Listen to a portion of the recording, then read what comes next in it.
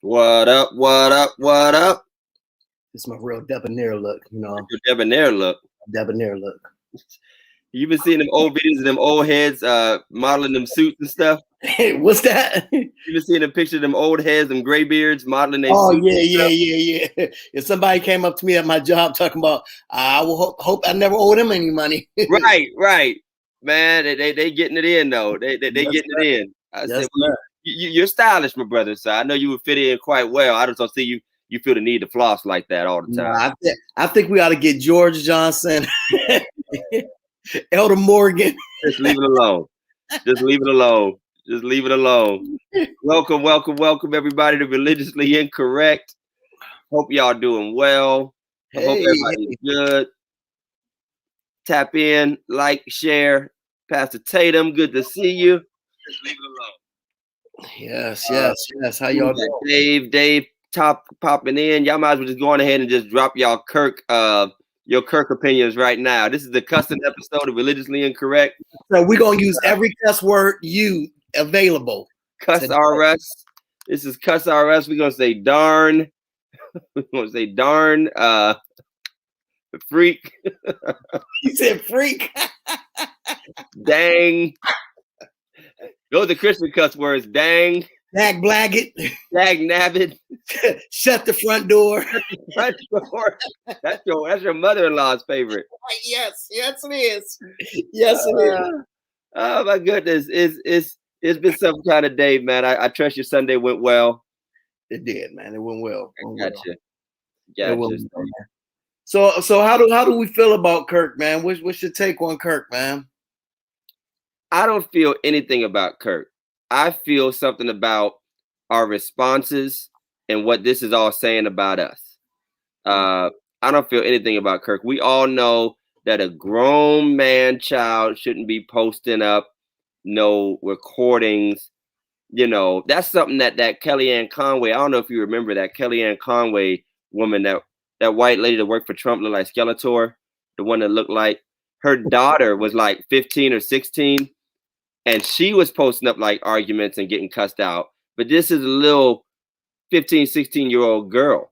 Right. This dude is 32, 33 whole years old. Secondly, people sometimes miss the mark and don't do what they should do or whatever. But I will say this. It is not about Kirk or his son. It's about us. And I see two factions at work. I see people who are looking for an opportunity, every opportunity they can to bash the church. And every time there's something even semi-controversial, that's what we forgot to talk about. We had to talk about Leandria and her towel picture. Oh, yes. Okay. Every time there's something semi-controversial, all the church haters are immediately, but here's what they start saying. They start saying, see, y'all judging Kirk. And I'm like, I ain't see nobody judge Kirk. Literally, 99.99% of posts and comments have been, everybody messes up. I hope he repents and they repair it, and it's good. So you got the church hater crowd that are always looking for something to accuse the church folk of being judgmental.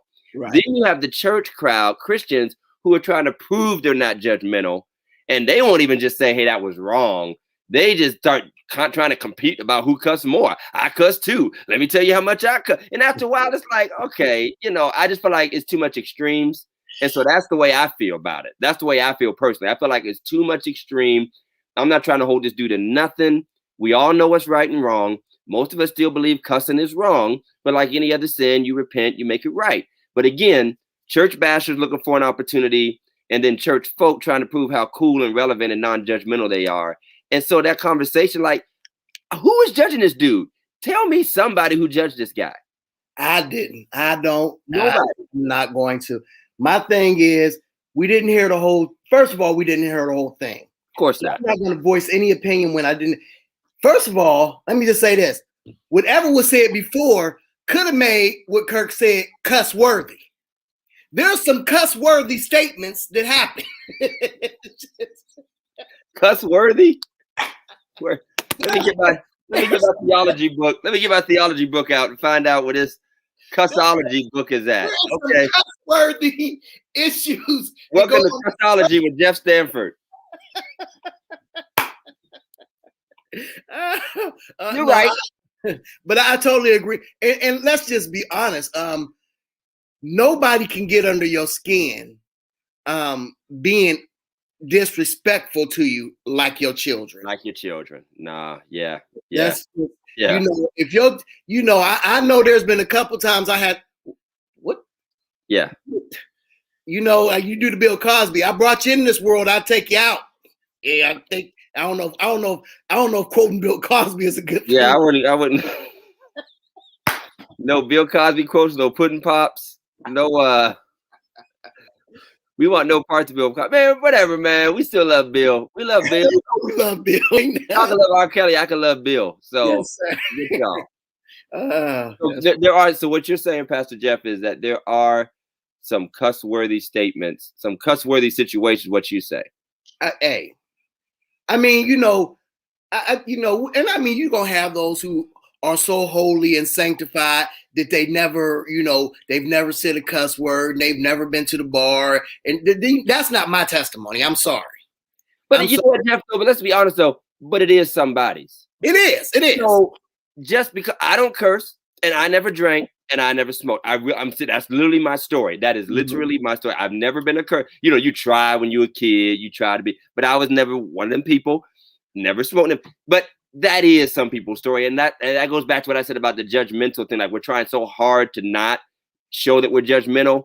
We almost act like not doing things organically makes us judgmental. Right. And I didn't mean it like what I'm saying is.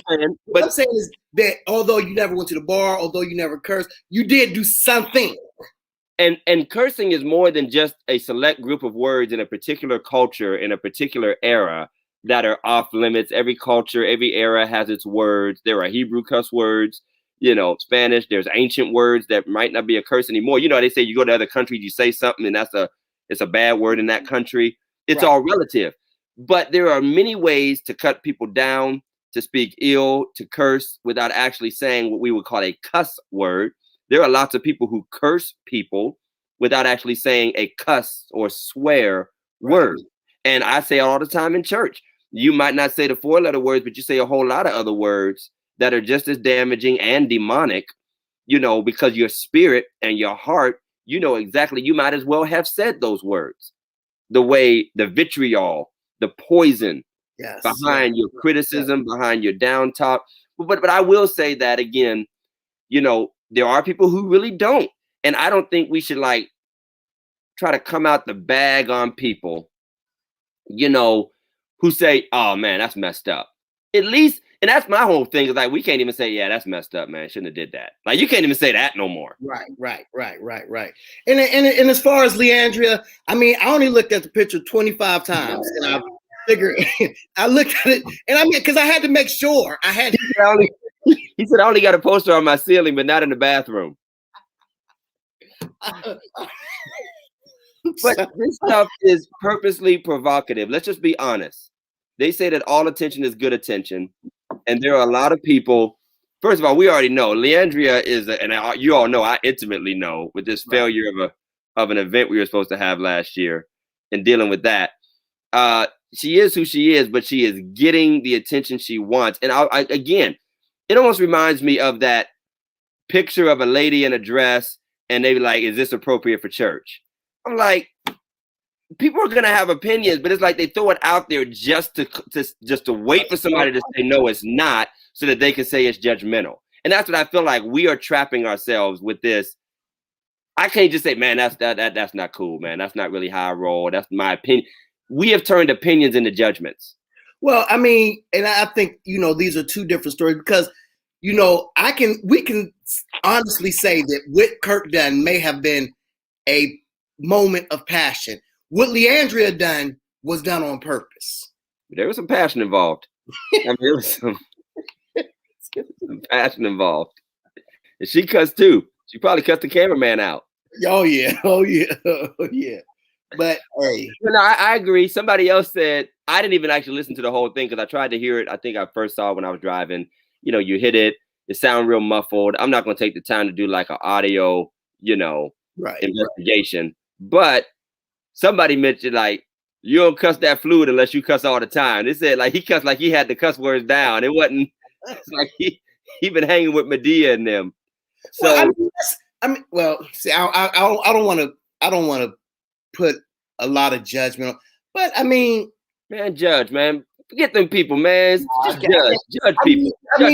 I've sat in rooms, I've sat in arenas with pastors who, them officers, Doc, who are fluent. Doc, after they preach a revival, speak in tongues, lay hands on people, they be like, "Where the F we going?" Listen, say no names and bear no blames. I know we got to go. No, say some names, Doc. I had to go pick up this preacher from the airport to do a revival. Me and Elder Jenkins. We drove out there. I had the nice car. I picked him up, and Jenkins, he sat in the back seat. We don't know this guy, but he's doing a revival at a church, a huge church in Youngstown. She said it was Plies. She said it was Plies, not Kirk. And we on our way back, and he's on the phone. He said he wants to grab something to eat, so we taking him to a restaurant. And the dude talking on the phone, he just started cussing. I mean, he was just like cussing, and me and Jenkins looking at each other like, yeah. But that night he killed the revival. But the funny thing is, people act like you're not even supposed to be like mildly shocked at all.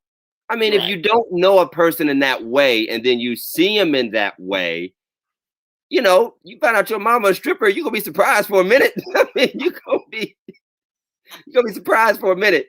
I was wondering what that pole in your bedroom was for. You might come to accept it later, but at least let me be shocked for a minute. So let me just make my point clear. I know we went over our normal beginning time, but Kirk is worth it. Kirk has the world on fire right now. First of all, you do have a right to be shocked. Right. You do have a right to be disappointed. You do have a right to say that's wrong. I don't think a person should do that, even considering it, that we all missed the mark. Of course, you don't have a right or heaven or hell to put people in. Of course, you don't want to judge to the point of condemning a person. But I just think we need to back off of constantly trying to just beat back any standard, trying to make some kind of just basic. Again, when I say judgment call, I'm not saying judging his life or soul. I'm just saying judging the situation. And I think that's what people miss. We're judging the situation by what we understand about it, not the person. Right. Not the person. So that's my take. President Harrison, Janine said that was Plies. We appreciate it. Tim said pro cusser. Janine said she's not shocked this way. I mean, that's fine. I mean, I get it. I understand people are human. My little proclivity is a little bit different. When I see somebody in a certain way, would I be shocked, shocked or disappointed if I heard Jeff shot somebody? Yes, because I never known. I know Jeff. I never known Jeff to be like that. So if I hear something about him, I still have a right personally to be like, oh man.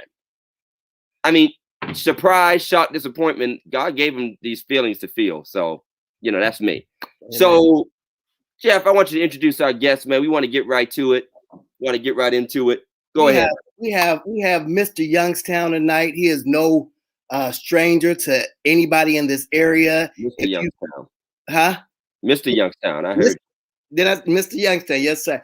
If you've watched if you're on social media at all, I'm quite sure you've heard of him. You've seen him with either one of his dynamic interviews with the stars or one of his local interviews. He is a dynamic preacher, a dynamic person. He's just a good all around individual. Welcome to the stage. Everybody put your hands together for our brother, our good friend, our little brother, Minister Chris. What's Minister up? Chris Gunther. What up?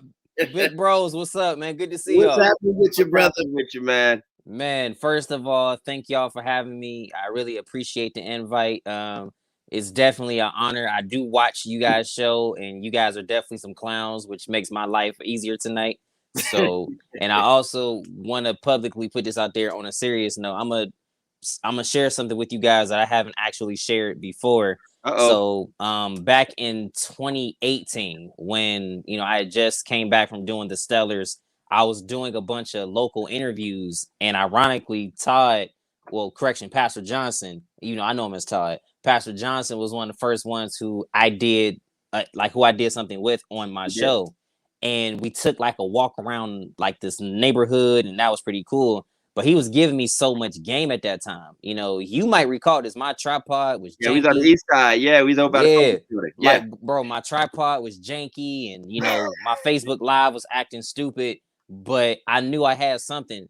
So big bro put me on some game and hit me up with like some things to work, and I was using it. So I don't know if I've told you thank you enough, but appreciate you, bro. Thank you. I appreciate you. We're proud of you, Chris. I mean, I got that nerd ministry. I got that Geek Squad ministry going. I gave you the anointing of the networking and internet protocols and all that mess. And it worked. It worked like it's on. Man. We've been watching you come up, man. You can't go anywhere in Youngstown without seeing Chris. Chris is at the high school basketball games. He is interviewing the stars. This cat is showing up at family reunions, bar mitzvahs, liquor stores, checking out what the drinks are. I mean, it's just real. And you celebrated your 300th interview. Man, yes. God is good. You are some Barbara Walker. You are some Barbara Walker. Baba Wawa. You are some Baba Wawa. Man, time goes by fast, man, because I saw something on my Facebook memories today where a few years ago at this time, I was creeping up on my 100th, and now here I am at 300. I'm like, man, that time go by fast, man. And let's just be clear here. You're not interviewing me no more. This cat then moved up to like Sinbad, Tommy Davidson, Lamar Odom. Man, bless. Hey, you interviewed Megan Good, man. Yeah. You interviewed Megan Good. My wife told me I wasn't even allowed to interview Megan Good, even if she came on the show. Hey, that was another Pastor Jeff trustworthy moment. That was another trustworthy moment for Pastor Jeff. I was sitting there like, how he get Megan? Nah, but listen, real quick, man. We want to say congratulations, man, because you're about to tie the knot, man. You're about to get hit, man. What is up, man? Man, God is good, man. Don't do it. Wait, is Shamika around? Don't do it. I love y'all, man. But yeah, me and my lovely fiance Chanel, soon to be Chanel Gunther, will be hitched this summer. I will not release the date on here publicly because all you colored people are gonna be inboxing me asking for invites and all that good stuff. But it's been a lot of fun. This journey has not been an easy one, as you guys know. You go through your ups and your downs, but man, to have somebody there. Actually, I'll go ahead and share this. You guys know, as men of faith, and when you are driven to do something great, you got to have somebody there with you. Oh yeah, man. That can really help you. And I know you guys see a lot of stuff I'm doing now, but Chanel played a big role in it. She got me the lights and some of the mics. I'm like, the fact that you have somebody that is willing to invest in you and sow into you, that is a blessing. Absolutely. So, yeah, absolutely, man. Yeah, tell her to keep buying that gear. Don't let her stop buying that gear after you get married, man. Just saying. You know what? Actually, y'all like this Chris Gunther. Hold on. Do y'all like this Chris Gunther shirt? You got it hot, Doc. Bro, she got this for me as an anniversary gift. All right. Got me nothing. I gotta go talk to my wife, man. She's slipping, man. We're gonna have her on the show. Right. Otherwise, talk to these wives. I ain't got a Bible. I ain't got a mic. let me just help you out real quick, Chris. First of all, I don't care how many invitations they ask you for. You ain't over the invitations. That is not your job. Right. That is not your responsibility. You might get your dad and your mom. That's it. That's it. Your cousins, they ain't coming. And the rest of us Negroes showing up anyway. We just gonna show up. I'll tell you this. If y'all show up, I won't kick y'all out. I won't do that. Now, if it's like the councilmen's and the mayors, may the Lord bless you and keep you. But I hope the door don't hit you where the good Lord split you. In Jesus' name. There we go. We're telling them to lead them checks, Doc. Exactly. That box by the door. Yeah, because these things are kind of expensive. But I mean, we gotta do what we gotta do. I know how it is. I know how it is, man. So tell us about your most exciting interview. I mean, the one that had you nervous and excited and like, not that they're not all great. You don't want Tommy Davidson getting out here cussing you out, if you don't say him. But what was up to date, what has been your most exciting just personally for you? Personally, because I'm a huge 90s fan and I have absolutely loved, the Fresh Prince and Martin when Tommy Davidson was on Martin. So when I interviewed him, that was the one I was very nervous about, but I had a lot of fun with. And he would randomly break into character as I'm doing the interview with him. He broke into the Varnell Hill character. And I'm like, what? If he broke into the Varnell man, then I'm about to become the light-skinned Martin. Right. So we did a whole little segment where, he was like, man, it's like God stopped the world so Varnell can get back on top, man. So then I was like, so Varnell, since, you back on top, do you still got the yams, the catfish good? And, we kind of started going back and forth about that. And then I was like, well, we started talking about basketball. And he was like, man, I just had Steph Curry at the house. I'm like, why you got Steph Curry at the house? How come LeBron James can't be at the house? Why you got the light? Mind you, I'm light skinned, but I was trying to be Martin. So I was like, why you got Steph at the house? How come Martin, so how come LeBron can't be there? And he starts laughing. And I'm like, dude, that was hysterical. Like, I've never done that. You can make a comedian laugh. You're doing something. Right. Yo, like, I've actually made a couple laugh, like, behind the scenes. Like, when I went to go interview Jess with the Mess, but everybody knows her as Jess Hilarious. She told me backstage I was kind of funny. I'm like, that's pretty cool for real to get that kind of. Now, of course, I'm not gonna sit up here and try to do no stand up now. Right. But when a comic tells you that you kind of funny a little bit, you kind of run with it. Right. Absolutely. That's cool. And so you named your most favorite. What was the one you felt like have you ever felt like, I didn't do such a great job? Because I think we talk about successes a lot, but we don't talk about some of our failures. And I mean, I know Big Mike likes to ask, how was our first sermon? So, I'm going to ask you, what interview did you say, after you was done, I need to go back to the drawing board. I need to get some things more together. Honestly, it was back in 2019 when I interviewed MC Light. I went back and I looked at it and I said that was an okay interview, but it wasn't my best because I was only allowed to ask her a few questions and I wasn't able to kind of expand the way I wanted to. But I took that as a learning experience and I just wanted to keep growing. And I look back at a nice amount of my old interviews, and what I was doing was I was researching great interviewers like Oprah and Barbara Walters. And Oprah had the tendency to say yes a lot in her interview. So that's what I started doing. And as I go back and I start watching it, I'm like, I'm saying yes too much. And I'm like, this isn't me. So I had to flip up my whole style and say, you know what? I can't be Oprah. I've tried to pay homage to her, but I can't do that. So I just got to go back to just being me. And what I did was, to answer your question directly, after the MC Light, and I want to say it was right after the Michael Vick one, those were the ones that I looked at. Even though I had great numbers, I still struggled with it. And I said, you know what? The next time I get a chance to talk to somebody of that caliber, I'm just going to be me. I'm going to make sure that I'm prepared. I'm going to make sure that my questions are well thought of. And even if I can't write them out, I'm going to just ask God, give me the questions right here, and I'm just going to flow. And 99.9% of the time, it works that way. Okay. You said something real important that I really want you to expand on. You said that you were only allowed to ask MC Light certain questions. How and you've interviewed some pretty big people. Mm-hmm. How strict is it interviewing these people with their their team telling you, listen, this is off limits. This is you can say this, but this stay away from this subject. You know how when you're trying to book somebody to come preach, the middleman sometimes gives you hell. That's how a lot of things happen in this industry that I'm in. The middle person, from the assistant to the PR, they will either be your best friend or they will make you question your salvation right then and there. Like, I'm not exaggerating. But what it also does, it gives you a sense of relief and blessing to know that you're in this type of situation.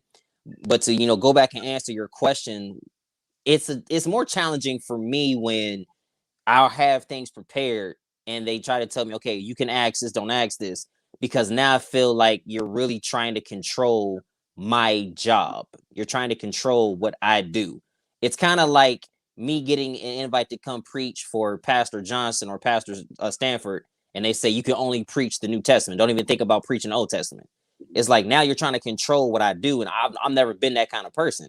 So what I did was I would make sure to formulate the questions in a way that they had to answer it without me overstepping my boundaries. I feel it. Now, to expand on that, which is great insight, how does your place, as you're up and coming on the totem pole, you're not Oprah, you're not Barbara Walters yet, you're not Tyler Smiley yet, but does that dictate how far you can push? Like, if you had the clout of those bigger names, you could dictate more. So you have to play by the rules more because of, being on the up, getting your first in with some of these people. Do you just feel like, hey, let me just play by the rules and get a good reputation going, a good relationship? Does that play a lot into that? Playing the role of the underdog has got me this far. So what it has taught me is, because you're not a big name, you got to go out there and get it yourself. Don't be afraid to fail. I've reached out to a number of big celebrities, and they all, well, I can't say they all said no, but let's say if I reached out to about 10 of them, 8.5 have told me no. Now you're probably thinking, well, Chris, what is a half person? A half person, the one that agreed to do it, and then they back out at the last minute after you already promoted it, after you already told your people about it, they back out and say no. But what that also taught me was the ability to keep going. And it made me say, because I'm not known yet, I got to keep working hard. And sometimes what happens is the artist or the guest, they will allow you to ask them whatever. Because when I interviewed Matt Barnes, I asked him beforehand, before we got on camera, is there anything you do not want me to ask? And he said, I'm an open book, bro. Just go right ahead. Now, I could have asked him about the whole scandal with Derek Fisher or, something around there, but I chose not to do that because that's just not what I do. I'm the kind of reporter and media personality, you can trust me. Like, if you got something to say and you really want your story to be told, or you really want the people to know what you're trying to get out, you can come to me. You can't go to the other stations because they're going to twist your words. They're going to put little snippets out, and then they're going to share your articles all over Facebook and upset my community. Yeah, well, I'm that type of person. I'm gonna. You can't trust me. I'm gonna bring out bank statements. Rehab records, illegitimate children. I'm gonna be on Instagram Live like, we have a special guest. Hello to Jawan. You haven't paid child support in 5 years. Now, Chris, you had me scared for a second. When you said 8.5 people, I thought you was talking about midgets or something like you. He about to try and get me to turn pink. I'm like, you're about to get canceled. I'm trying to get you canceled, Doc. You can't get me canceled. Chris might be the only person. Chris, are you shorter than me? I don't know. That's a good question. Y'all should have a contest. And I'm not a very tall individual. Okay, I'm not really tall, but I don't know. That's a good. I mean, we might be eye level. Chris, but we can both ball. That's what of course. Let me ask you, Bogues looking self. What's y'all Muggsy Bogues looking self out here? Cut your mic off, man. Let me, because you said something very special that, you know, you are the type of person these people can trust. How does being a minister, up and coming, a very up and coming popular minister, you doing a lot of preaching, you know, especially for what's the group you go to a lot? I was with Teen Challenge a lot. Teen Challenge, yeah, and that's man, special. Missed them. I missed them. COVID messed that up too, but I missed them, man. So how does that? Todd is crazy. Todd is a fool, man. No, I like the question. The perfect question, though. Just how does that play in, you know, being a minister and doing these interviews? Do you try to gear your question? Because I know a lot of people are looking for the scandal, but as a minister, are you saying, you know what, I'm gonna try to stay away from that? I want the scandal. I want the scandal. You gotta know when to pick and choose your battles. And what I mean by that is, yeah, you can get the story, but are you going to feel good about yourself afterwards?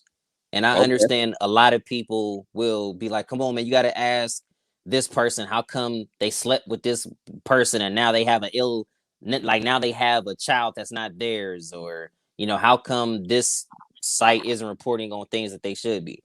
And I've never been the kind of man, I've never been the kind of man that was a liar. Or when I talk to you, you're going to regret that you talked to me. And believe it or not, I haven't preached in a year, and it's kind of crazy. But as a minister, you always have to stay ready and things of that nature. I was in Cincinnati covering the Cincinnati Music Festival back in 2019. And I was hanging out with a bunch of people from DJ Kid Capri to Ronnie, Bobby, Ricky, and Mike, who the world knows as New Edition, to Major. I was hanging out with all of them. And at the end of one of our sessions, what was going on, everybody was about to go out and get turned up. I mean, they were about to go to the strip clubs. They was about to go smoke, and they was about to go have some fun, right? And they need a minister. They need a minister to go with them, so they called me. Pray for him. The part that's crazy is they were like, "Hey, bro, you trying to roll?" And I'm like, "Nah, I'm about to go back to my going back to my hotel so I can get up." It was like, "All right, man, look, if you change your mind, I'll have a big booty one waiting for him." Like, "Hey, bro, I ain't with all that. I'm here to do my job and keep it pushing," for several reasons. Because you know how as you get elevated, temptation comes, and you'll have people trying to tug on you left and right. But you have to always remember, this is what I had to do, is behind closed doors, it's just you and God. When you in public, it's you and God. And God has the ability to test you because he wants to see if you can be trusted. And I have always been the kind of person where you're not going to catch me doing something that is going to make you look at me cross-eyed in a different way. I'm just not that kind of man.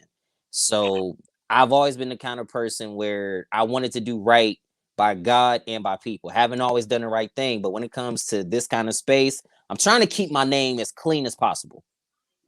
Right. You mentioned compromising situations.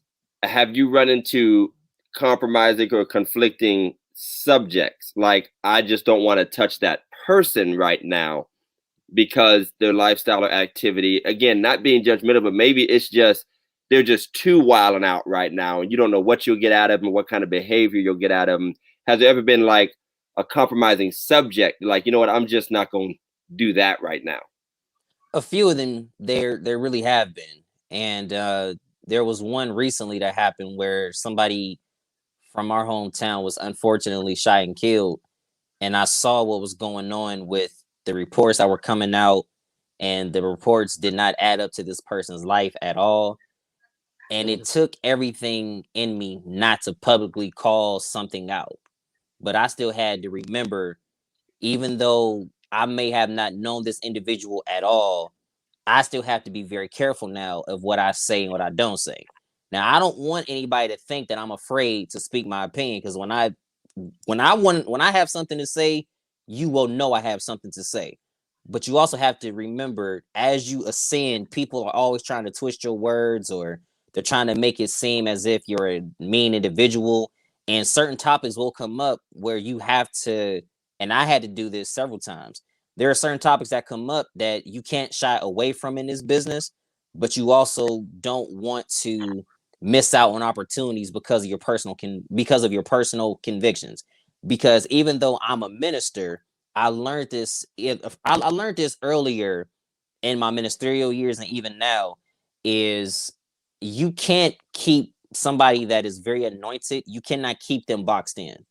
You know, it's kind of like when David was tending to the sheep, and his brothers wanted to keep him back there. But the reality of it was his anointing was so big that you could not just keep him with the sheep, because there was a king with the sheep.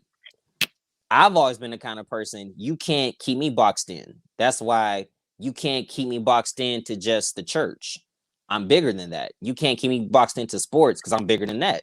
You can't keep me boxed into entertainment because I'm bigger than that. When God has his hand on you, you're bigger than what they're trying to box you into. Love it. Love it. Love it. We're going to pause for station identification and thank our guests, Chris, for being with us. Thank our viewers who are watching. Please like, share, hit the hearts. Leave your comments, your questions for Chris.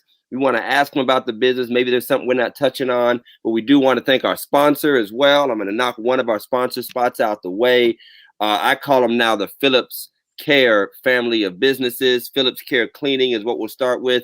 They clean residential and commercial buildings in the Mahoning Valley and beyond, cleaning your house, your business from top to bottom, even the carpet. And I have seen their work firsthand. They do a great job. Their motto is, we take care of the mess that causes you stress. And you know we love to rhyme. We some rhyming folk. That's some Jesse Jackson stuff. We take care of the mess that causes you stress, and they really do. Like their Facebook page at Phillips Care LLC. Visit their website at phillipscarellc.com or call my man Fernando at 330-219-7916. That's 330-219-7916. We're talking cleaning, hauling, snow plowing, landscaping and grass cutting. If you got trash or you need to get your house cleaned out, all that, even repair, all of those things they do. Check out Phillips Care LLC, and I know they'll appreciate it. Let's throw it at Pastor Jeff. You want to throw a question at Minister Gunther? Yeah, I would. First, I want to give a statement, man, because I see you a lot. You know what I mean? You're really socially savvy as far as social media is going. But one of the things I like about you is, you know, we'll see you doing this interview with, say, a superstar on one day, and then the next day we'll see you post, if you need your grass cut, call me. Oh, man, yeah, he's a grinder. He's a grinder. Whew, brings back memories. That to me is one of the most humble things about you, that you're able to do that and still stay relevant and not even worry about what people think. And this guy doing interviews with these people, but then you want to cut grass, you know. So I love that about you, man. I just want to give it up to you for that, man. Being so humble and being that grinder, you know what I mean, of what you do.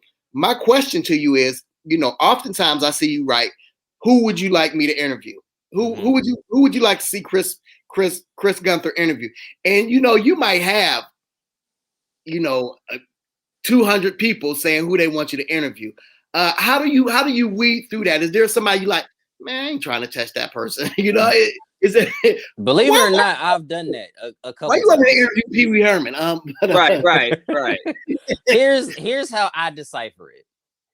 Number one, I have to feel that they have something I'm interested in. They have to have something that is going to be beneficial to me, to my ratings. And that's just on my end. On their end, what are they doing that's going to benefit the community? What are they doing that I think my listeners or my audience would really want to hear? And also if they're serious or not, because sometimes people move their feet way too slow for me, way too slow. Like if I reach out to somebody about doing something, I'm trying to knock this out, I don't have time to wait 2 or 3 weeks for a response because I'm a busy man. I got stuff to do. You know, I don't just sit up here and reach out to you and then just wait on pause. The thing that grinds my gears too is when I reach out to somebody or somebody reaches out to me and I'm like, yeah, come on, let's go ahead and do it. And then all of a sudden they just disappear. I'm like, all right, well, I know who I'm not talking to next. And I think something else that happens, and you know, you guys have known me for a while now, so you know I'm a man of my word. I am never late to any interview that I do. Never late, especially when I have to go out of my way and go set up. Say for instance, my interview starts at 10 o'clock. I'm showing up no later than 8:45 because I want to set up, do a sound check, make sure my lights are good.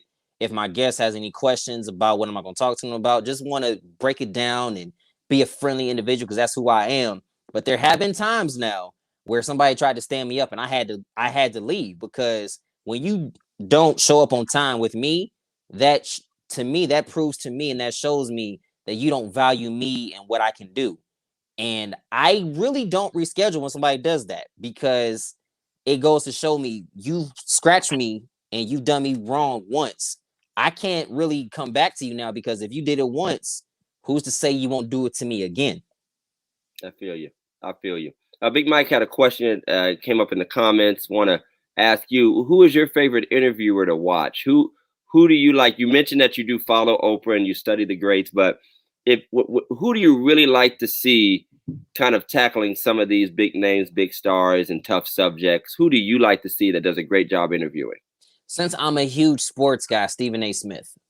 Okay. Without question. And I know a lot of people don't like Stephen A., but I love the way that he doesn't shy away from anybody. He's bold. He knows his stuff. And I love the fact that he's a brother too. It's more personable when you can watch somebody on TV and you can like really relate to him. So I love the way that he conducts his and asks those people questions. Another person too is Charlamagne the God from the Breakfast Club. Okay. I love watching him because a lot of people can't stand him, but that doesn't stop him. You know, he may be viewed as the guy who's the black quote unquote sellout, but you also got to think, when people want to come on the Breakfast Club, most of the time he's conducting the interviews with Angela Yee and DJ Envy, because you know you still got to have some balance. But when it comes down to just interviewing somebody, I think Charlamagne is the best. So Charlamagne and Stephen A. are the guys that I really sit back and really analyze. I got you. Yeah, that's good. Hey man, so you're doing all this. You're interviewing stars now. I noticed. I don't know if it was last year, maybe, that you said you made the quote and you was very serious about it. If you're going to start charging people to interview with you, has that stuck, or have you had to kind of slot? I mean, and you know, how did you set the prices for that? Now, I mean, I understand it because you're very busy, you're doing a whole lot, and time is money. Is that a standard? Is that a standard for the industry? It is. There was actually somebody who I had reached out to for an interview, and they just had a really good movie come out, and it was a pretty cool cast member. And I reached out to them to see could I interview them, and their price was just ridiculous. I understand why they charged it, but there was no way I could do it, just because I've interviewed people around that same caliber who most of them haven't charged. Sometimes if the price is affordable, you'll at least wonder if you should take it or not. But some people you just can't afford. So I said, all right, no hard feelings. This business, I keep it pushing. To answer your question, Jeff, what I did was I was in Orlando with my fiance and her family. And my fiance's uncle has been following me for a while. And he was like, Chris, I've been following you. You do great work. This was at the time I had just reached my 100th episode. And he says, Chris, you got to start charging, man. You have to, because you have done way too much. Your things are starting to grow. People are really starting to, you know, get hold to who you are. Now you got to start charging. Little did he know that's something that me and my fiance had already been talking about. We had already been planning on it's time. So what I did was I plotted everything out. I said, after my 100th one, that's when I'm going to start charging. The response I got was crazy. Good and not so good. Because I had people saying, well, how you going to charge me to talk to you? And I just didn't respond to anything negative, because I let my work speak for itself. This year, I had to up my price because of the people who I've talked to. And the Grammys are on. Anytime you win a Grammy, the collaboration price for anybody to come work with you goes up. My mindset is every time I get somebody bigger, my price got to go up. That's just the reality of it. And in ministry, it's the same way, because there are several big time leaders and pastors, people like Bishop T.D. Jakes or Bishop R.A. Vernon. I mean, he's not a bishop, but he's in that, you know, range. Some of them I know aren't doing any engagement unless you have a significant amount of money set aside for them. So if they can do that, I know I can do the same thing. Now, of course, I'm not going to be charging Bishop Jakes money, but you know, I'm going to have to charge something. So my question for clarity is, and I mentioned that, is that an industry standard? It's an industry standard for people to charge to be interviewed. Like if I'm the star, I would charge someone to interview me, but it's also a standard for interviewers to charge people to be interviewed. So you're saying it's a standard both ways? It really is. And it really depends on who the individual is too. I never heard it. That's why I was surprised. Even when I saw the post, I mean, I was surprised that was a reality. Like, you know, like I wouldn't, I've heard there is some pay to play in the preaching world, but you know, Pastor Jeff wouldn't pay me to come preach at my church. You know what I mean? I would offer him an honorarium, you know, as the guest. And I just didn't know it worked both ways like that. I had no idea. It does. There have been several people I've reached out to that said, unless you have a significant amount put up, we're just going to pass automatically. Now, you mean the actual star? The actual star. Because now, you know, of interviewers doing that, like I'm saying, like a Tavis Smiley or some of them Roland Martin saying that, hey, if you want to be on my show, you got to send me a check. Some of them do that. Okay. I didn't know that. And the reason why they do it is because, just like, you know, Jeff said, time is money. And if you already have those big time people who have those big time networks and things of that nature, you got to take care of them some kind of way. Now, sometimes what happens, if they're already established, if they already have a significant amount of money of their own, they probably won't charge you because they already have it. But sometimes, you know, that dollar speaks more than integrity. Mike says, stop being nice and give us some numbers. I never revealed all that, but let's just say I'll give you this. There was one person I interviewed who I'm glad I got to interview them this time, but the first time I'm going around, they said it was going to cost between $1,200 to $1,400. I'm not going to reveal who that person was, but let's just say they were big time, and I'm gonna just leave that there. I feel it. Okay. It was me, y'all. It was me. It was me. I, you know, times are tough. Preaching gigs were drying up. You know, I had to do what I could do. But I love this, and there is oh, Chanel done jumped on. Here she comes. I love Chanel. I love Chanel Dior, but y'all know I love me some Chanel. No, Harris. I'm talking about Chanel Harris. I'm talking about Chanel Harris. She didn't. I saw both of them. Yeah, you saw both of them. Time. And I yeah. With your fine self, girl, about to change your last name to Gunther. Go ahead. All right, we're about to mute him. We're about to mute him now. We didn't come here for this. Woo! I love it, man, because I'm learning about the business. I love it. I'm hearing it, and that's why I'm just giving it like I never heard of it, and I'm loving that. Loving that play does allow you to receive for the work you put in, because you are providing more platforms, and I don't think you can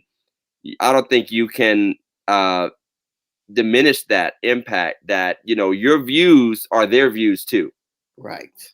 They really are. And what really makes me shake my head sometimes is, particularly in the Black community, when they're like, well, why should I give you this amount to promote my business and advertisement? Well, if you want to have your things promoted and things marketed to hear, you know, the kind of response that you can get, you're going to have to pay something. You don't go to the other TV stations or the radio people and ask them, why are they charging? So if you don't do that to them, why won't you do that to a guy like myself who has, I'm going to just call it out the way I see it. I know the kind of reach that I have, and I know the kind of person that I am and the kind of heart that I have. If you want to go advertise with somebody else, by all means, go ahead. That's your money. That's your business. But they ain't got my effect. They don't have what I have. I got favor and a work ethic, and that's something that you can't teach or you can't buy.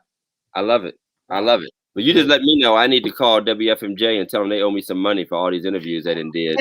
I mean, well, my life in danger and everything. I only got like 3 friends that work there. Everybody else,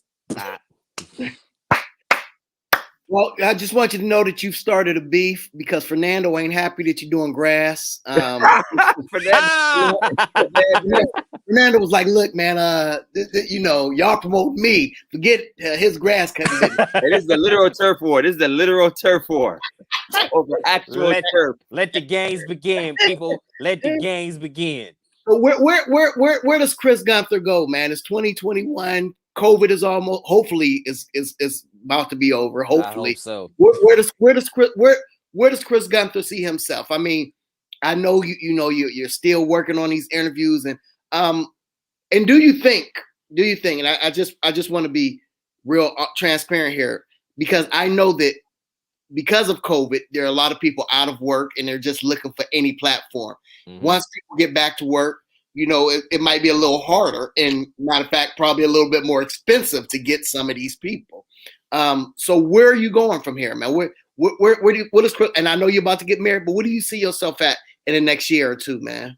I see myself on a legit TV or digital streaming network. And that's just based off of pure confidence, work ethic, and faith. I don't know who it's going to be, but somebody is going to give me a chance. Somebody's going to give me an opportunity. And I'm going to make sure that I'm ready. I'll never forget this. It was a few years ago. Mind you, I've been doing digital things before COVID hit. I was on the grind before the coronavirus. Once the virus unfortunately happened, what it allowed for me to do was increase my work ethic. It allowed me to really research who can I get next, who can I get next. And it felt as if like every week I was interviewing somebody bigger. And I just sat back and said, nobody will ever be able to tell me that God is fake, because I know this is all God. And I was actually in prayer during last year. It was in March leading into April, because I had things lined up before COVID hit that was really going to blow you guys' mind. But once the coronavirus hit, I'm like, man, there's nothing that I can really do. So I kept asking. I said, Lord, like, what do I do? And I heard the Lord tell me, just go. I said, go where? And God, literally, as clear as I'm talking to you guys, I heard the Lord say, if you do like if you do what I told you, if you go like I told Abraham, I'm going to show you something that's going to blow your mind. Wow. I said, all right, got you. And I just started walking little by little. Next thing I know, I'm talking to Jason Weaver. I'm talking to Tommy Davidson. I'm talking to Sinbad. I'm talking to bigger people. And I'm just like, wow. But what it also allowed me to do was it gave me what I would like to call a preview. The preview is something that you like, but it's not the main attraction. It's like a nice appetizer before you get the big meal.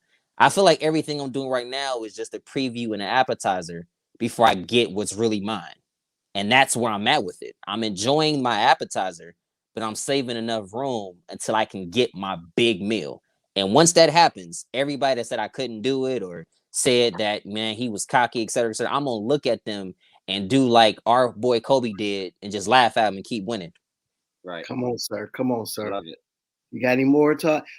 Well, before we go, man, I didn't talk to Big Mike or Larry or Todd about this, but I'm gonna go ahead and extend you an invitation to become part of the religiously incorrect family. Now, listen, we ain't got no money, but we can pay you in t-shirts and mugs. And what you gonna do for us is you're gonna get the stars and let me and Todd interview them. And the money. We want the money too. Y'all want my connects and the money? The money too. Man, listen, you ain't got nobody, Chris, man. Listen, we about to interview Abraham Lincoln. We about to interview aliens. We about to interview Jesus. What is wrong with y'all, man? Y'all ain't seen nothing, man. Okay, we got some we got a couple viewer questions. What's up? What's up? Chanel asked, so when you interview your guests, what is the lesson or message you're trying to convey? That was Chanel's question. Chanel Dior. It depends on who my guest is, but to answer that question in a, just a general context, the Bible lesson I'm trying to, convey to them is whoever I'm interviewing, I want their story to get out. I want their story to get out about what they have going on, the tests, the trials, the good, the not so good, because we all have a story and we all have something that we're trying to get out. And most of the time, particularly in this area, you can't go to the other outlets because they're only going to give you like 30 seconds worth of camera time and you don't get the full thing. But when you come in on the Chris Gunther show, I give you all the time in the world. Come on, let's go ahead and talk. Let's dive deep into it. And everybody I've interviewed, after they see it, they either give me a thumbs up or they be like, man, can we do another one? And that touches my heart because it goes to show me that I've been a blessing to them some kind of way. And I'm glad that I'm able to benefit my community in the best way that I possibly can. Awesome. And Lady Charlene asked, where do you see yourself in 5 years? ESPN, ABC, Okay. Fox, somewhere around that caliber is where I see myself. I say CGBN, the Chris Gunther Broadcasting Network. I can Yes, take sir. that too. Oh, I I can love take that. There you And go. I'm so glad you mentioned that I mean, you'll because be on Fire Stick and all. I mean, you'll be on the Fire Sticks that don't so work. You know, like, I'm gonna reveal something to you guys that I have not shared. All right. It's uh-oh. exclusive. It's a rip exclusive. I'm It's giving y'all exclusive, some, baby. Yes. Woo! What's up? and my fiance is probably gonna say, wow, he went there. He went So there was a potential streaming deal in the works earlier. They reached out to me late last year and we talked about the possibility of my show getting picked up. And then there was something that happened and it fell through. But one of the things that taught me was while you are appreciative of somebody wanting to pick you up, you can't get stagnant in where you are. And I've shared this on multiple platforms and multiple things that I've done. When I came back from the Stellars, nobody was rocking with me. The local right. stations weren't rocking with me. The radio stations weren't rocking with me. Man, even, and I'm not throwing shade at anybody that works here, but even call centers were not rocking with me at all. Like, it's bad when info says and tells you we're not going to hire you. Just being truthful, all right? But what I did I was love it. I took all of the motivation and the fuel and the rejection, and I said, I'm gonna just do the Chris Gunther show. And I'm just gonna go out here, I'm gonna just start, I'm gonna just shoot my shots, see what I can do with it. And now I'm at the point where, as much as I still want to get picked up by a network and a station, because that's not anything that we're gonna just cast down, I also don't want to just settle there because as blacks, we still have to have our own ownership. There's a reason why you see the CG logo right here, because this is mine. That's it. Every interview you see at the lower right hand or left hand corner, my logo is there for a reason because nobody will ever be able to try and take my name away from me. And I'm learning that as I go. I'm learning that as I go along because I want to make sure that I own my stuff. Yeah, I can collaborate with somebody, but I'm not going to sell my rights over to anybody. Absolutely. Absolutely. I don't think I have any more. Wait, I do have one more. Sean asked, have you ever been placed in a position where your ministry spoke for you in your interviews? Absolutely. It sure has. I remember when I was interviewing DJ Kid Capri and I was talking to a couple people after the interview, some of his people looked at me and was like, you a preacher. I could tell. I didn't introduce myself as Elder Chris, as Minister Chris, as Pastor Chris. I just introduced myself as Chris. But when God's hand is on you, even the enemies can see it. And let's just call it, let's call a spade as matter of fact, Todd, you might remember this. You actually told me take minister off when you're doing your interviews. You said you can reach more people just by being Chris, the minister. I was like, all right, bet. So what I did was I took Big Bro's advice and I ran with it. And that was in the earlier stages of the Chris Gunther show. I think that might have been by like my fourth interview. I took the minister part off and I just kept going and kept growing with it because I wanted people to get to know me for myself. Now I'm at the point where people have literally hit me up asking, can I come on your show? But I'm too busy now. I just can't, do it. And with every good thing, there does come bad things. But what I'm learning how to do is forget the negativity and forget the naysayers because even Christ had haters. Right. And you know what? It's come off of your name, in your official branding, but it's always a part of your nature and it bleeds through, it shows through. People see your light, those artists, those Hollywood stars, those sports stars, they see your light. And you can take a name, but you can't take your nature. And I see it all in you. And that's where a big part of your blessing has come from and the favor on your life is coming from. And so we want everybody to give it up for Chris Gunther and the Chris Gunther show. Give it up, give it up, give it up. I want to see hand claps, hearts, likes, and all that jazz. Now, before we bring in Big Mike to wrap up and ask a few more questions, we do want to, again, thank our sponsors for being a big part of the success of Religiously Incorrect podcast and supporting us, the Phillips Care family of businesses, as I call it. We talked about Phillips Care Cleaning. We also want to shout out Phillips Care Training. They are the proud new owners of High Street Fitness at 277 South High Street in Cortland. We ain't just talking about somebody who started out, by the way, very much like Chris, Mike started out doing workouts in the park with anybody who's willing.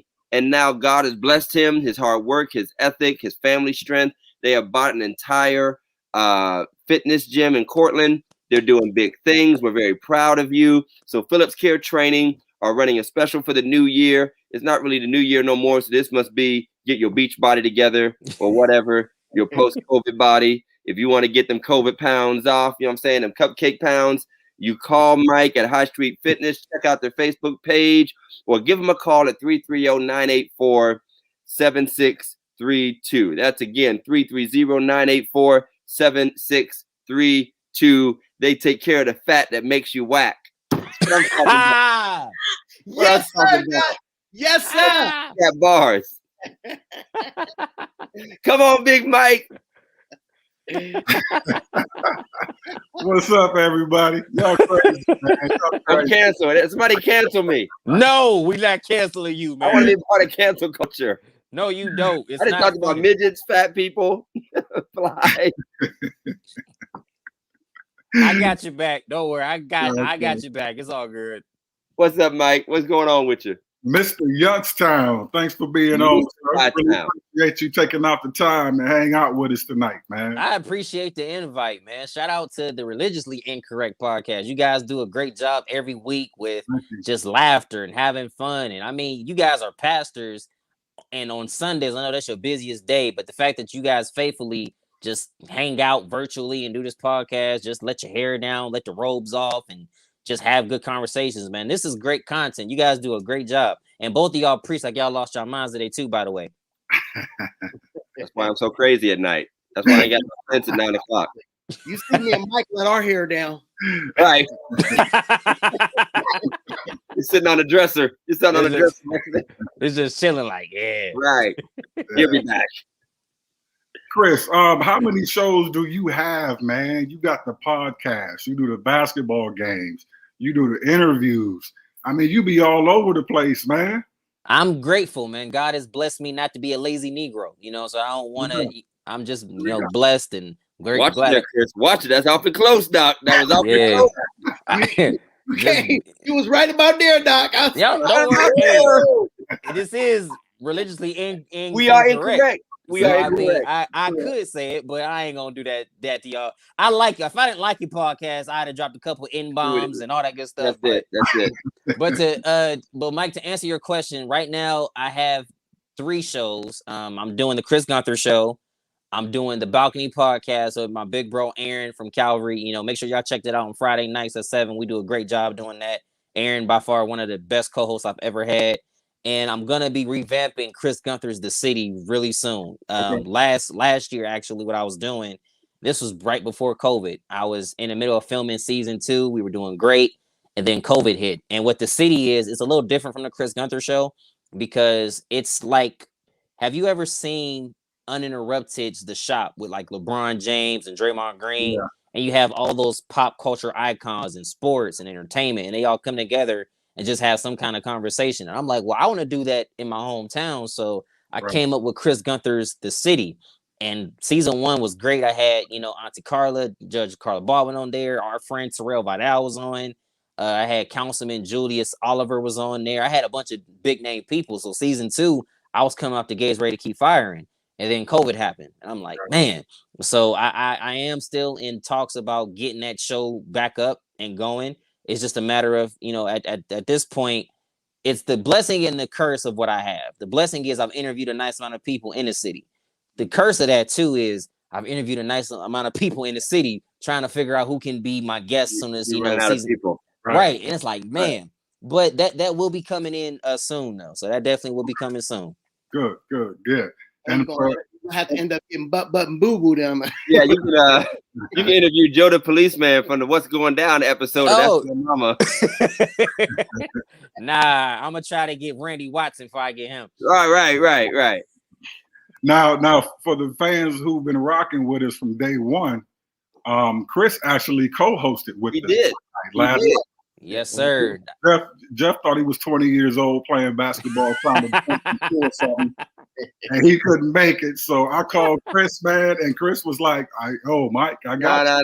No. It's time to tell the truth, man. This cat had the runs, man. Just tell the truth, man. This cat had the runs. I did. I was running up and down the basketball. Bro. Hey, I didn't ask questions because I'm like, nope, it's all good. If they need me, I got you. He came through, made it happen. You know, Chris, you stepped in, man. So we appreciate you, man. Because again, you're the interviewer of the stars, man. And you over here down here at the church by the side of the road having our little podcast by the railroad tracks, man. So we appreciate you stepping in. I really enjoyed it, and just like a kind of. This is somewhat of a nice trivia fact. My grandmother, her house was actually close to Second Baptist. Okay. That's where my dad grew up at. And, because my father grew up in like the Highland homes, but then they moved into a house. And ironically, every time I come up to Warren, which obviously I can't come up as much because everything's crazy was going on. But anytime I would ride past Second Baptist, I would ride down the street where my grandmother's house was. And now it's not there anymore. It's a big lot. But yeah, like every time I would come up there, I would drive down there because my dad is from Warren. So I have Warren, roots. So I can't just discredit that because that's half of my bloodline. Absolutely. Everybody's grandma lived next to Second Baptist. Right. It's very true though. Everybody's grandma lived next to Second Baptist. So let me ask you this, man. Why you ain't interviewed nobody from Warren, man? You ain't got no love for the Warren side? Oh, don't even you ain't got no love for the Warren side? Says that. Let it be known then. I almost called y'all the N-words, but I ain't gonna do it. I almost did it. I interviewed both of you guys earlier on the Chris Gunther show, so let's get that straight. Todd, didn't I come up and do a pre-live with you for the Marvin Sapp concert? You did. And you know what? Since we throwing things out here, Pastor Jeff, I've been invited to come preach at your church. Pastor Johnson, you got something you want to tell me? Yeah. My church. You gotta check with my agent and see how much it costs to preach at my church. We'll get our rates to you. I'll cut you a deal though. You'll cut me a deal. All right, real quick. Yes, sir. I got time, man. So y'all go right ahead. Okay.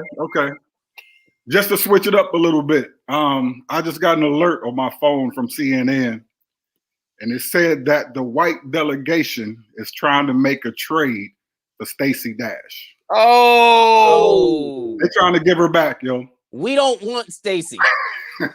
Stay over there. You lost your black card. You stay over there. I mean, if she tithing, I'll think about it. She tithing. Only if she's tithing. I ain't gonna say nothing about Stacey because okay. My whole thing is, I know what Jeff about to say. We already know what Jeff's about to say. Stacey used to be the stuff. That's what she about to say. Yeah, I think that's why he's turning colors.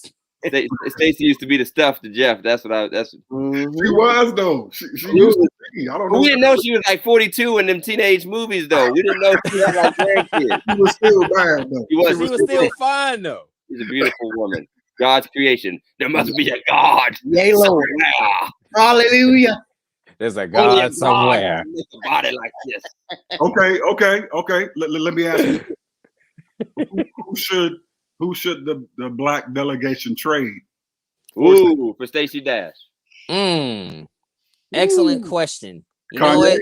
Kanye? No, Kanye can stay where he's at. We don't necessarily want brother Kanye with us at the moment. He might drop a hot track. We got to keep him. I'm going to be like my good friend Dave Chappelle said. I'm going to just go ahead and plead the fifth.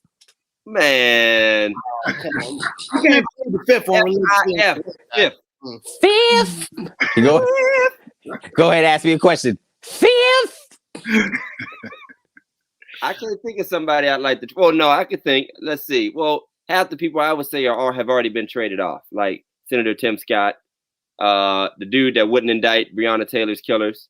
He's sold off already. Yeah. Candace Owens, she's already back on the plantation. Yeah, pretty much any black person. Who's that dude in Cleveland? Your dude, Daryl Scott. Oh my God! Yes, favorite preacher. Yes. He goes. We'll trade him for Stacey Dash. Yes. Yes, You exactly. know, if Stacey Dash comes back on this side, she has a 6-month silence like the PAW used to do to Saints for like old having school babies out of Philosophy. wedlock. Now, Daryl's gonna come crawling back when he find out that the white people don't have no Beijing for his hair, and he can't get his stuff filled in. He'll be back. He'll be back. He'll be like, oh shoot. Oh, crazy. Oh, crazy. Yeah, Stacey. Go ahead. Stacey gonna have to get sat down for like 6 Yeah, months. she gotta be sat down. She can come, but she gotta sit. She can't talk. We gonna take her back though? We taking her back? Yes, we taking it back. And this is gonna be an unpopular opinion, but I'm gonna say it anyway. We're taking Stacey Dash and we're giving away Tracy Wimbush. Oh, he made Todd get up. Oh man. He made him have to. He made him get up and walk. Made him get up and walk. I'm sorry. Not Tracy. He made him get up and walk. I've been friends with him for a while. I've never seen him just get up and walk like that. Wow, man. The views of Jeff Stanford are not the views of incorrect. I love Tracy. I love Tracy's family. I love her, but y'all know Tracy. Come on. I love Tracy too. I've never met Tracy at all. I've never. Oh, met how? You need to do that interview. Then you need to do that interview. I've never met her. So I don't know her at all. She don't know me. So I'm gonna make that happen. I want to see that interview happen because she's off our list. She's off our list now. All right, y'all. We have a big fat announcement for y'all. Everybody that tuned in last week to watch us interview Paul PDA Allen, the visionary of Pajam, Jay Moss, Clark Sisters, work with Kirk, Beyonce, everybody else. So much great feedback. Well, okay. He got good. Man, I was in my third close, man. I was in my third close. You brought up PDA. I just have to make an announcement that him and P Jam actually won a Grammy tonight for gospel. Yes. Pajam won a Grammy tonight. We're not watching it. We're the only people on the planet Earth not watching the Grammys because we're so dedicated to this show. But okay, so back to Grammy winner Paul PDA Allen, Pajam. They were great last week. We have another great gospel legend. I'm talking about the sound of my spiritual formation, the kind of sound that made us young brothers stay off the streets, quite frankly. I'm talking about Mr. Wrapped Up, Tied Up, Tangled Up from Dawkins and Dawkins. We're welcoming Anson Dawkins. Yeah, he's going to be with us. Singer, songwriter, producer, musician, Anson Dawkins. I mean, they were a part of that crew of people that came out in the 90s and were just taking it to the next level when Kirk was dropping and, Fred was hitting. Dawkins and Dawkins was right there. And so we want you to tune in next week, March 21st, 9 p.m., Facebook or YouTube. Bring your questions, bring your comments. Tell them how much you appreciate their ministry and how they've done. And let's just continue to grow the religiously incorrect audience. So Dawkins and Dawkins, Anson Dawkins will be with us next week. Make sure you tune in, share, like, and keep pushing the movement. Anybody else want to finish up and say anything? Thank y'all for having me. This was a lot of fun. March 21st, I will be, if the Lord lets me, March 21st, I'll be celebrating 26 years of life. So yeah. Hey. And I just would like to say, if anybody would like to, bless a brother, my cash app is $ Chris L. Gunther. There we go. Here it comes. Just while we at it, my cash app. No. Let the Lord bless you and use you real good, because the brother want to get a burger from Five Guys. Yes. Oh yeah. They are expensive. Yes. Yeah. I tell you what, brother Chris, I got you, man, on your birthday. I got you. Hey. I got you, brother. I got you. Listen. Well, Wednesday our sound will be out. Correct? It was Wednesday. Yeah, the audio. The audio will be out. Y'all can look it up on Facebook, Instagram, IG, all that. Any streaming platform. Please go out, check us out, hit us up, download us on YouTube for all our stuff, man. Come check us out, man. Get some gear, y'all. Get some gear. Get some religiously incorrect gear. I'm telling you, it's hot. It's hot. And it will also be available on all your podcast downloads. So wherever you download your podcast, Apple Music, iHeart, Spotify, it doesn't matter. We are there. So check us out. Show your support. Subscribe to Religiously Incorrect. You will not be disappointed with Pastor Todd Johnson, Big Mike, Pastor Stanford. They will leave you laughing. They will definitely make sure that you feel good. And they will always make sure that they have some great guests like yours truly. Get your RIP socks, y'all. Your RIP socks. Make it happen. Take us out, Big Mike. Y'all have a great week. Peace. See y'all next week. Bye.